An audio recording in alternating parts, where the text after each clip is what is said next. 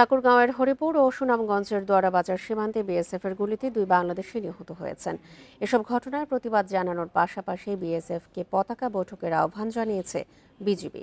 এ নিয়ে আরও জানাতে সুনামগঞ্জ থেকে যোগ দিচ্ছেন সহকর্মী জাকির হোসেন। জাকির, হত্যাকাণ্ডের পর সীমান্ত এলাকার পরিস্থিতি এখন কেমন দেখছেন? বিজিবির পক্ষ থেকে কি কোনো বিশেষ পদক্ষেপ নেওয়া হয়েছে? দেখুন, আমি কিছুক্ষণ আগে কথা বলেছিলাম সুনামগঞ্জ 28 বিজিবির অধিনায়ক লেফটেন্যান্ট কর্নেল জাকারিয়া কাদিরের সাথে। তিনি আমাকে যেমনটা জানিয়েছেন যে আজকে বিকাল 5টা নাগাদ দুই দেশের যে বিওপি পর্যায়ের কমান্ডাররা তারা পতাকা বৈঠকে বসবে। তো পতাকা বৈঠকের পরপরই তারা একটা সিদ্ধান্ত আসতে পারে হয়তোবা।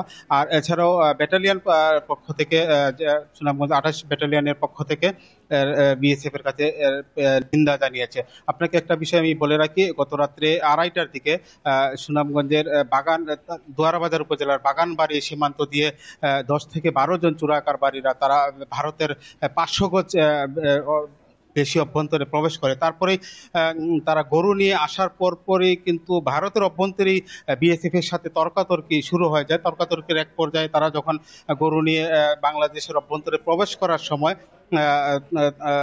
তাদেরকে বিএসএফ এর পক্ষ থেকে বুলেট নিক্ষেপ করা হয়। তারপরও বিজিবির পক্ষ থেকে যেটা বলা হচ্ছে, তারপর চোরা কারবারিরা যারা রয়েছে তারা কিন্তু বিএসএফ কে উদ্দেশ্য করে ইট পাটকেল নিক্ষেপ করে।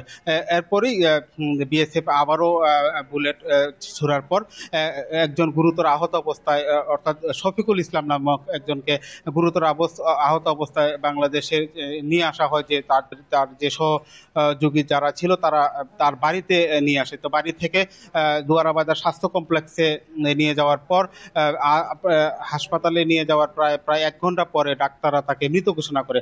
তো আমরা একটা বিষয় আপনাকে বলে রাখি, দোয়ারাবাজার সীমান্ত দিয়ে আমরা প্রতিনিয়তই দেখি চোরা কারবারিরা গরু থেকে শুরু করে প্রসাধনী সামগ্রী, খাদ্য সামগ্রী কিন্তু চোরাই পথে নিয়ে আসে। আমরা প্রতিদিনই এমন খবর পাই এবং বিজিবির পক্ষ থেকে আমাদেরকে সংবাদ বিজ্ঞপ্তি এবং সংবাদ সম্মেলন করে জানানো হয় যে চোরা কারবারিরা প্রতিনিয়তই কিন্তু সুনামগঞ্জ দোয়ারাবাজার ছাড়াও কিন্তু আরো যে সীমান্ত রয়েছে তাহিরপুর, বিশাম্বরপুর এবং সুনামগঞ্জ সদর সীমান্ত দিয়ে প্রতিনিয়তই কিন্তু চোরা কারবারিরা অবৈধ পথে শুল্ক ফাঁকি দিয়ে বিভিন্ন পণ্য নিয়ে আসার চেষ্টা করে।